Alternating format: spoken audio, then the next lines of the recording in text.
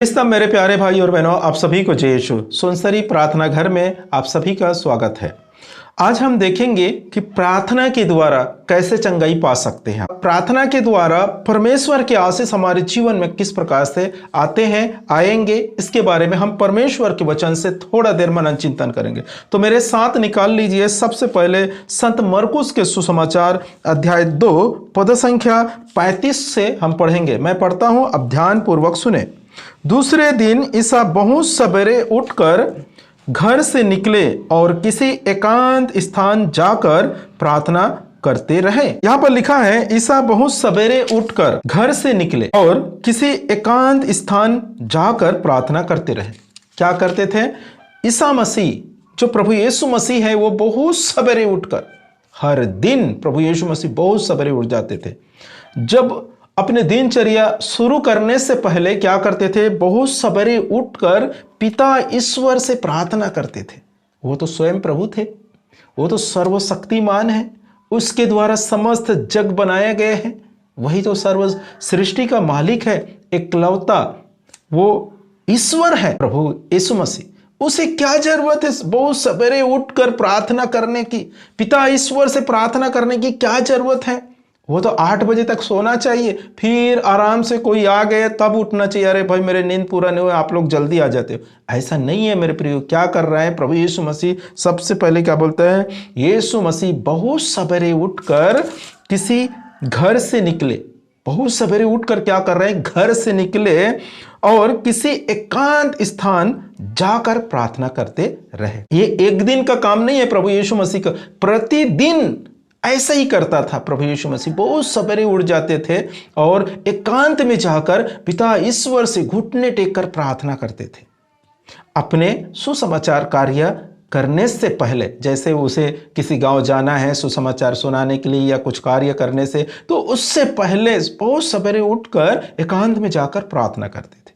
तो इसी प्रकार मेरे प्रियो, जब हम भी हमारे जीवन में ये लागू करेंगे, कैसे करेंगे? कि प्रभु यीशु मसीह जिस प्रकार बहुत सवेरे उठकर एकांत में जाकर प्रार्थना करते थे, उसी प्रकार हमारे जीवन में भी यदि हम लागू करते हैं, एक दिन में नहीं होगा, क्योंकि हम लोग आलसी बन चुके हैं। 8 बजे 9 बजे तक सोने वाला व्यक्ति बन चुके हैं। तो अचानक से किसी को बोलोगे 4 बजे उठकर प्रार्थना करो प्रतिदिन, तो मुश्किल जाएगा, ये नामुमकिन है। धीरे धीरे धीरे होगा, ठीक है? तो एक दिन आप उठने की कोशिश करें, 5 बजे उठें, 6 बजे उठते हैं, उसके अनुसार 10 मिनट 15 मिनट प्रार्थना करें पिता ईश्वर से। तब फिर जाकर धीरे धीरे उस टाइमिंग को बढ़ाना। 6 बजे उठ गए तो 5:30 को उठने की कोशिश करो, 5:30 बजे उठ गए तो 5 बजे उठने की कोशिश करो, उसके बाद 4:30, 4, इस प्रकार से धीरे धीरे आप क्या करें? बहुत सवेरे 4 या 4:30 का जो समय है वो बहुत अच्छा है पिता ईश्वर से जुड़ने का, प्रार्थना करने का, क्योंकि उस समय बिल्कुल सुनसान एकांत रहते, किसी का आवाज नहीं, किसी का शोर नहीं। दिन में आप जब प्रार्थना करोगे, घर में इधर से आवाज आ रहे हैं, उधर से आवाज आ रहे हैं, इधर उधर, बाहर आप कहाँ जा सकते प्रार्थना करने के लिए? कहीं नहीं जा सकते, अपने घर में करोगे। लेकिन कब? जब आप 3 बजे या 4 बजे जब उठते हो, उस समय का जो वातावरण है बिल्कुल शांत रहता है।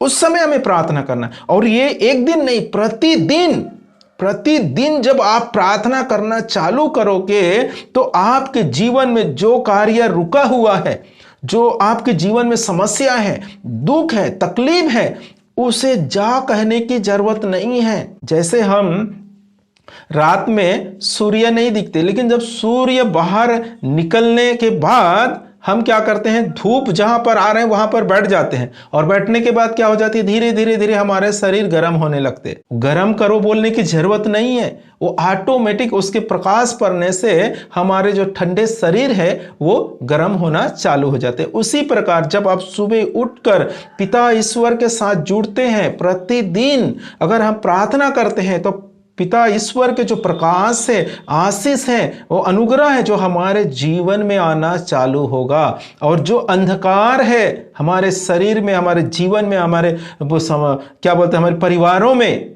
वो क्या होगा, धीरे धीरे धीरे धीरे वो निकलना चालू हो जाएगी। जैसे ही प्रकाश आएगा अंधकार बाहर हो जाएगा, उसे जा कहने की जरूरत नहीं है। आप जानते हैं आपके घर में अंधेरा है, आप कहीं बाहर से आ रहे हैं और जैसे ही आप बटन मारते हैं तो उजाला, लाइट जलने के बाद उजाला आ जाते हैं, उसके बाद क्या होता है, अंधेरा को आप जा कहते हैं? नहीं, वो ऑटोमेटिक चला जाता है। उसी प्रकार मेरे प्रियो, जब आपके जीवन में परमेश्वर के प्रकाश आएंगे, परमेश्वर के आशीष आ रहे हैं, जब आप सुबह उठकर जिस प्रकार प्रभु यीशु मसीह प्रार्थना करते थे, उस प्रकार जब प्रभु यीशु मसीह से आप प्रार्थना करेंगे तो प्रभु यीशु मसीह का, पिता ईश्वर का, पवित्र आत्मा का अनुग्रह, आशीष और प्रकाश आपके जीवन में आना चालू हो जाएगा। उसके बाद अंधकार को जा रे बाबा बोलने की जरूरत नहीं है, वो ऑटोमेटिक ही चला जाएगा। क्यों? यहां मेरा कोई जगह नहीं है।